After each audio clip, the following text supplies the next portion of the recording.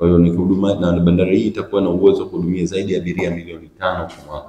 Hivi sasa bandari yetu ina uwezo wa kuhudumia abiria milioni 2. Kwa hiyo tunaona jinsi gani serikali imeupamba mradi huu, na hata ilani imetuongezea sasa maeneo ya kuifungua kibiashara ili bandari zetu ziwe za kimkakati. Tunasema ndani ya ilani hii ya Serikali ya Mapinduzi tumeona sasa hivi Chama cha Mapinduzi kimetupa jukumu kubwa, na ukiangalia katika taasisi ilikuwa miradi mingi sana kama shirika la bandari. Hatuendi kufanya maboresho ya bandari tena, tunaenda kufanya mapinduzi ya sekta ya bandari.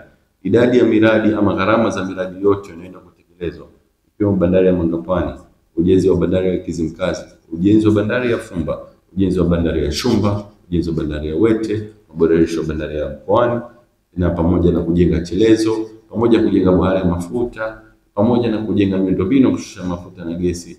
Gharama za miradi hii ni dola milioni 733, sawa sana takriban trilioni, zaidi ya trilioni 2 za Kitanzania zitahitajika. Hivi sasa hivi mapato ambayo tunapokea kwa mwezi kama shirika la bandari, ukijumlisha mraba ambao tunapokea, mraba pekee ambao tunapokea kutoka kwa mwendeshaji wa bandari ya Malindi pekee yake ni bilioni 2 hadi bilioni 2.2. Ni zaidi ya 20% ya ongezeko ya ukiangalia na mapato bakaa tulikuwa tunabaki nayo. Na ukiangalia kwa maboresho makubwa katika bandari yetu ya Malindi ya abiria, tumetoka kutoka makusanyo ya milioni 360 kwa mwezi, hivi sasa tunakusanya milioni 700 kwa mwezi. Kwa hiyo mapato ya shirika la bandari sasa hivi pamoja na vitu vyake vingine tunakusanya zaidi ya bilioni 3 kwa mwezi. Hali yetu ya kimapato iko sawa sawa ama bora kuliko vile tulivyokuwa mwanzo. Ukilinganisha sasa hivi hizi ni fedha ambazo zinabaki bila gharama za uendeshaji. Gharama za uendeshaji zote zimehamia kwa wawekezaji.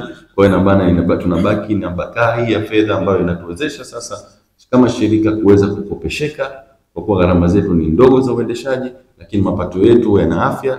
Kwa hiyo tuna uwezo wa kukopesheka zaidi ya dola milioni 200 ambazo zitahitajika kwa ajili ya kukamilisha miradi mingineyo ambayo serikali itaweza kutekeleza. Serikali ya Mapinduzi ya Zanzibar imeliona hili la mabaharia, hususan vijana wetu kupata shida ya kwenda Tanzania bara kusoma.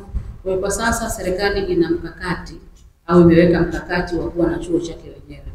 Na kwa sasa chuo kimeshaanzishwa.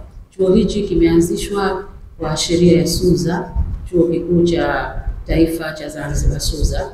Chuo tayari kipo lakini bado hakijaanza kupokea wanafunzi kutokana na bado tuko katika kuweka sawa baadhi ya miongozo, kwa sababu hata chuo kikiwekwa hakitaongozwa kwa sheria za Zanzibar. Kama nilivyokuambieni pale kwenye swali la awali, bahari inaongozwa na shirika la bahari duniani IMO. Kuna vigezo vya kimataifa vya IMO, lazima chuo kile kikidhi, alafu tuendelee kutoa mafunzo hayo ya ubaharia. Kwa sasa kitu kinachoendelea sasa hivi ni kuweka curriculum.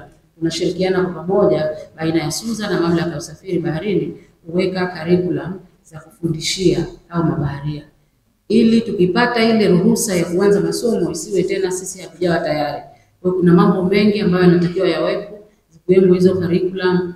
Kuna vifaa vya kufundishia, uweze kuanzisha tu darasa hili kwa chaki au maka, peni na ubao. Kuna vifaa, meli lazima iwepo, meli ya kufanya practice lazima iwepo, na cold room wanaita, vifaa vile vya kufundishia, diving na mambo mengine. Kwa hiyo vyote vile lazima viwe.